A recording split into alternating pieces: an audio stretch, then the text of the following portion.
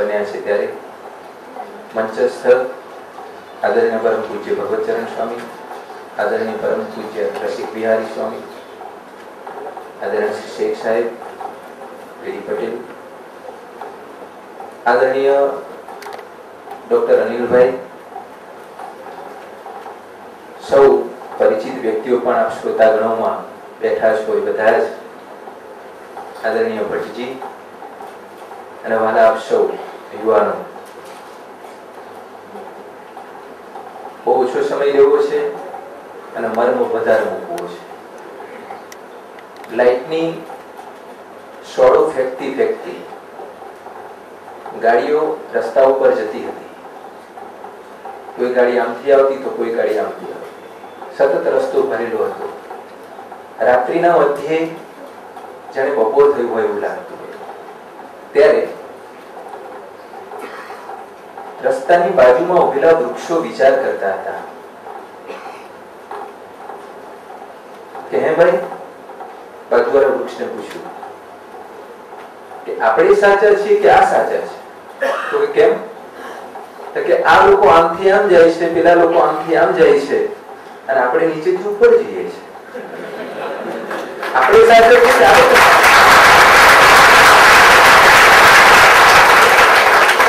બાજુવાળા વૃક્ષે કહ્યું કે ચિંતા ના કરશો, ચિંતા ના કરશો. જ્યારે આપણે નાના હતા, બહુ નાના હતા, બીજનામાંથી અંકુરિત થયેલા હતા, ત્યારે જે માળી આવતો હતો એને ખૂબ પ્રેમપૂર્વક જતન કરીને આપણને મોટા કર્યા છે. એટલે હકીકતમાં તો આપણે જ સાચા છીએ. આવી એક વૃક્ષે બીજા વૃક્ષને વાત કરી, એને ધીરજ બંધાઈ અને ઉર્ધ્વ તરફ ગતિ કરતું ગયું. મારે તમને કહેવું છે, પૂર્ણ સૃષ્ટિની અંદર ભારત દેશ, એમાંય ગુજરાત પ્રદેશ, એમાંય આણંદ પ્રદેશ અને એમાંય ગાયત્રી પરિવારમાં જ્યારે આ બધા બેઠા છો ત્યારે એટલું જ કહેવું છે, આપ પણ પૂર્ણ સત્ય છો.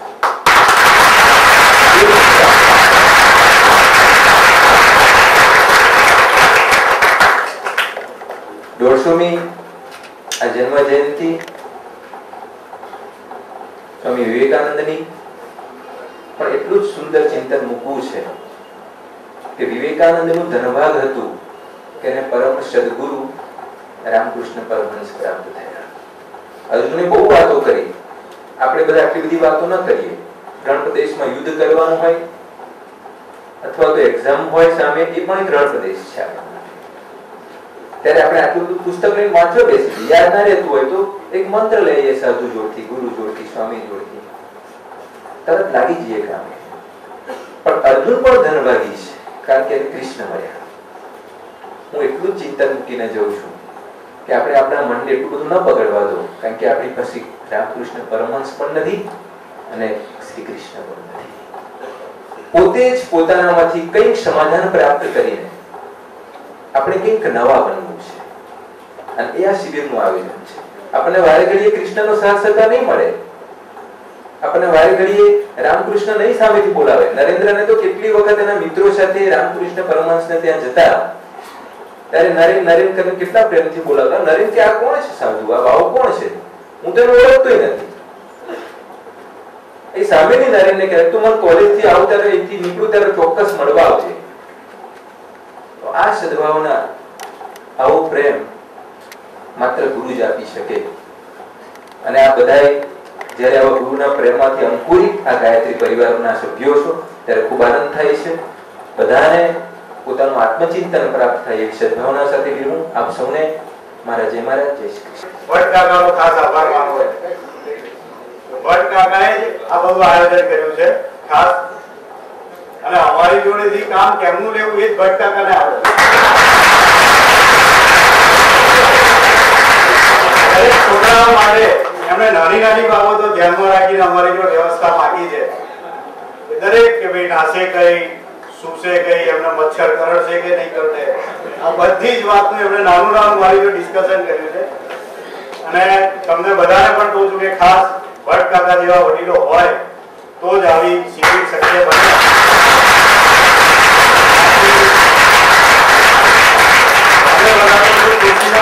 એકવાર કહી દીધું આ આયોજન કરો, પણ ગ્રાઉન્ડ વર્ક આટલા ઉંમરે પણ આજે પ્રાર્થના મંદિર મહાત્મા ગાંધી હોલ છે જેને યુવાન ડોસલો કહેતા હતા, આગળ પણ ભગવત ચરણ સ્વામી અમને યુવાનનું નામ આપ્યું છે.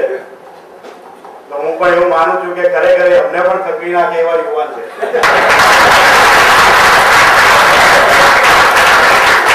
સર્વે યુવાનોને ખાસ વિનંતી કે આવા વડીલોનું માન રાખે અને એમના લીધે જ આ ગાયત્રી પરિવાર આટલું બધું અહીંયા આગળ કાર્ય કરી શકે છે, એવા વડીલોને લીધે. તો ખાસ અને આવા નવા એક એમનું ખાસ બીજો આભાર એ માનવાનો કે અમારે જ્યાં સ્કૂલમાં કોઈ પણ છોકરાની બર્થડે રોજ હોય, રોજ એ મફત અહીંયા આગળ યજ્ઞનું આયોજન કરે છે.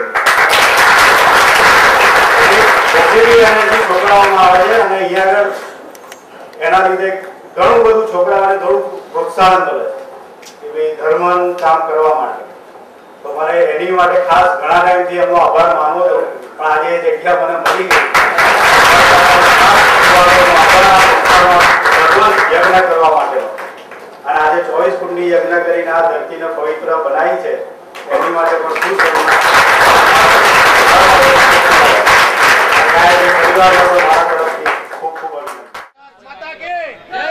भारत माता की एक वृक्ष सौ पुत्र के समान. जय गुरुदेव. जोरदार तालियां इस ग्रुप के लिए. एक अच्छा संकल्प इन्होंने लिया है जो एक्ट प्ले किया अपनी लाइफ के अंदर इम्प्लीमेंट करेंगे. जोरदार तालियां हो जाए दयानंद ग्रुप के लिए. एक बार भगत सिंह ग्रुप के लिए.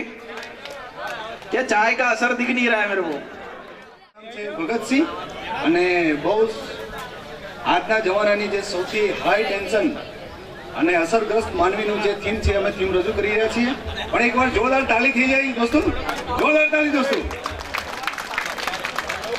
નહીં નહીં નહીં હજુ એકવાર ફરી વાર જોરદાર તાળી થઈ જાય. Yes okay. બહુ દિવસે દેખાયા ને.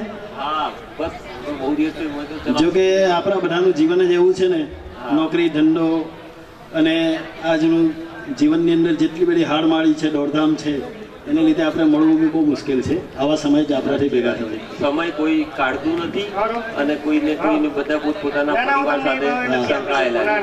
જોને બધા કેવી ખબર નથી પડતી કે શું તમારે કેવું ચાલે છે. આપણે ચાલે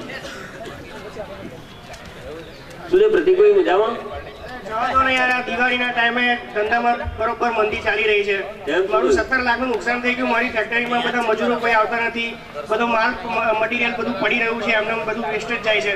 ભાવ વધી ગયો છે મટીરિયલનો. હવે પેલા લોકોને જે આપ્યો હોય છે ગ્રાહકોને, એ લોકો મારી પાસે બધો માલ માંગે છે, તો મારે આપવું ક્યાંથી? દિવાળીના ટાઈમમાં આટલું બધું એ થાય છે. મારે જો સેન્સેક્સના ભાવ નહીં વધે ને બધું નહીં થાય તો મારે તો આત્મહત્યા કરવાની વારી આવી જશે.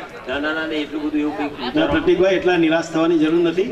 કંઈ ને કંઈક સોલ્યુશન આપણા ગુરુજી પાસે બધા જ પ્રશ્નોનું સોલ્યુશન છે. તમે બેસો શાંતિથી અને અમે તમે કોઈ બી સોલ્યુશન આપીશું. આવી જ રીતે બિચારા બધા લોકો પણ આપણે ધંધાદારીનો પ્રોબ્લેમ છે. હવે કેમ છો? જય ગુરુદેવ. જય ગુરુદેવ. કેવું ચાલે છે? બસ ઓલરાઈટ. અરે શું કહું તમને, શું ચાલે છે? આ તો કહેવા માટે કહેવું પડે કે બધું બરાબર ચાલે, પણ નોકરિયાતને શું બરાબર ચાલવાનું? એક તો પગાર હોય ઝીણા અને મોંઘવારી તો જો કેવી વધે છે બાપા. અને 8 થી 11 એ કંપનીમાં પડ્યા રહો અને ઘેર આવીને એના એક ટંટા ને બધું શું કહીએ. કઈથી લાવીએ પગારને? ટેન્શન. નિરાશ નહીં થવાનું. ગાયત્રી મંત્રનો સહારો લેવાનો અને ગાયત્રી પરિવારની સાથે સંકળાયેલા રહેવાનું. એના વિચારો સાથે વળેલા લેવાનું. કશું નહીં થાય. ધંધા ઉપર એવી રીતે નહીં કરવાનું. શાંતિ રાખવાની.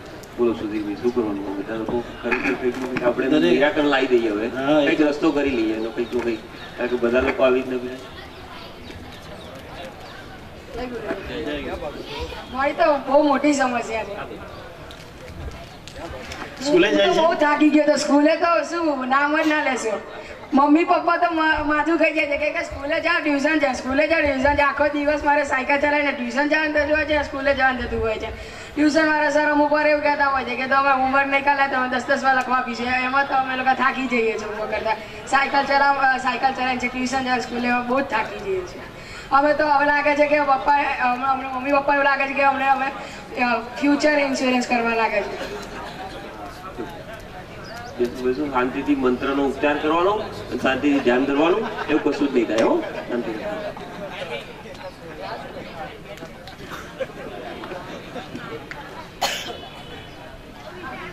આવો ભાઈ, કેમનું છે? તો બધું સારું છે, ના છૂટકે પણ સારી રીતે જીવવું પડે. જીવનમાં મનુષ્યનો અવતાર આવ્યો એટલે આમ ખેતીવાડીમાં વરસાદનું પ્રમાણ ઓછું, ખેતીવાડી નિષ્ફળ ગઈ, કોઈ જાતનું ઠેકાણું નથી. સરકાર જાત જાતની યોજનાઓ બહાર પાડે છે, અનેક જાતના કાગળો કરાવે છે, અનેક જાતના ખોટા ખોટા ખર્ચાઓ કરાવે છે અને ખોટી ખોટી સહીઓ લઈને આખી આખી ગ્રાન્ટો ફાઇલો ઉપર ને કાગળો ઉપર પૂરું કરી નાખીને અમને ખેડૂતોને જ્યાં હતા ત્યાં નતા મરવા જેવો, આત્મહત્યા કરવા જેવો સમય આવી ગયો. આવી પરિસ્થિતિ છે અમારી. શું કરીએ? ગામડાઓમાં રહી અને સૂકી વેરાન જમીનમાં અમારું જીવન પસાર કરી રહ્યા છે, બીજું કંઈ નથી સાહેબ. કંઈ વાંધો નહીં, પોઝિટિવ થિંકિંગ કરો. આપણા જીવનમાં નિરાશા આવે ને તો માણસમાં જીવનની અંદર જીવતા જીવતા આપણે મૃત્યુનો અનુભવ થાય. એટલે હંમેશા આપણે આશાવાદી બનીને રહીએ અને આપણા પ્રોબ્લેમનું સોલ્યુશન થશે. બસ મારે આવવું પડ્યું. જો ને આ મોંઘવારી, હળહળતી મોંઘવારી, ગેસના બાટલાના ભાવ વધી ગયા, દૂધના ભાવ વધી ગયા, આ છોકરાની ફીઓ ભરવાની હોય, છોકરીઓ પરણાવવાની હોય, આ મોંઘવારીમાં હવે કરીશું શું? અમે હવે શું કરીશું? હવે તો કંઈક જાગો. હવે અમે શું કરીએ? આ મોંઘવારી તો હળહળતી માથે છે. હવે આત્મહત્યા કરવાના વિચારો આવે. હવે અમે શું કરીએ? અમે તમારી પાસે ન્યાય માંગીએ છીએ. બોલો. કંઈ વાંધો નહીં માસી, આ દરેક ગૃહિણીનો પ્રોબ્લેમ છે, દરેક વિદ્યાર્થીઓનો પ્રોબ્લેમ છે, નોકરિયાતનો છે, ધંધાદારીઓનો છે, દરેકના સવાલ છે, દરેકના મન ટેન્શનમાં છે. આજે બધા જ વ્યક્તિ ચિંતાગ્રસ્ત છે, પણ આપણી પાસે દરેક પ્રશ્નનો ઉકેલ છે. અને આપણા પરિવારના એક બુઝુર્ગ મહેશભાઈને મળીએ. મહેશભાઈ, આપણા દરેક મહેશભાઈ, જય ગુરુદેવ. જય ગુરુદેવ. જય ગુરુદેવ ભાઈ. શું છે ભાઈ? સાંભળી હશે ચિંતાઓનો માટેનું કંઈ બધાને બોધ બતાવો. અચ્છા, હવે શું તકલીફ છે તમારે? કોઈ વેપારી વર્ગની, કોઈ વિદ્યાર્થી વર્ગની, કોઈ ખેડૂતનું, કોઈ મહિલાનું, આ બધા લોકો આજકાલ ડિપ્રેશનમાં જીવી રહ્યા છે અને ડિપ્રેશનમાં સમય પસાર કરે છે. ના ના ના, પહેલું તો મગજમાંથી ડિપ્રેશન કાઢી નાખો. ખુશીને આનંદ પહેલું મગજમાં ઘર કરી દો કે આપણે સુંદર જીવન ભગવાને આપણને આપ્યું છે, તો આપણે એને સારામાં સારી રીતે જીવવાની કોશિશ કરીએ. સૌપ્રથમ જે મારા ધંધાદારી ભાઈ છે એમને હું એટલું કહી શકું મારા રીતે કે પહેલાં તો જય ગુરુદેવનો પાઠ કરે અને મનમાંથી એટલું એ નક્કી કરી લે કે આજે જે પણ કંઈ આપણી આવડત છે, જે આપણી આવક છે, એ જ પ્રમાણે આવક પ્રમાણે જ આપણી જાવક થાય. એ જ રીતે જો એ ચાલશે એમના જીવનનું, એ જ રીતે એ લોકો પ્લાનિંગ કરશે તો કદાચ આવી પરિસ્થિતિ એમની ઊભી નહીં થાય. અત્યારે શું છે, આંધળી દોટ મૂકી રહ્યા છે પૈસા પાછળ, પણ આગળ પાછળનું નુકસાન જોતા નથી. એ ખૂબ દુઃખદ છે.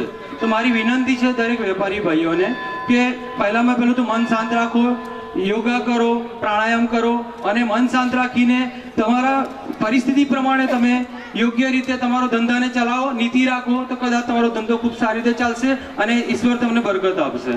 હમણાં અમે બાળકોનો પણ પ્રોબ્લેમ સાંભળ્યો.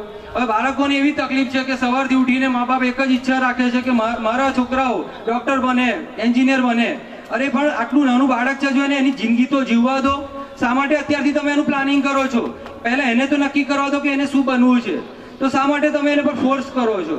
તો મારું એવું કહેવું છે કે તમે એને પૂરો ચાન્સ આપો. એનામાં કલા છે તો આજે નહીં કાલે એ કલા બહાર આવશે. ફક્ત તમે એને સપોર્ટ કરો, એની કલાને સપોર્ટ કરો. એ જરૂરથી કંઈક ને કંઈક રીતે એનું નામ રોશન કરશે. તો તમે એના ઉપર ફોર્સ કરવાનું બંધ કરી દો.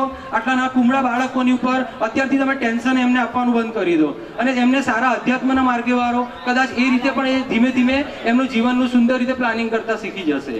હવે વાત આવે છે ગૃહિણી બહેનની.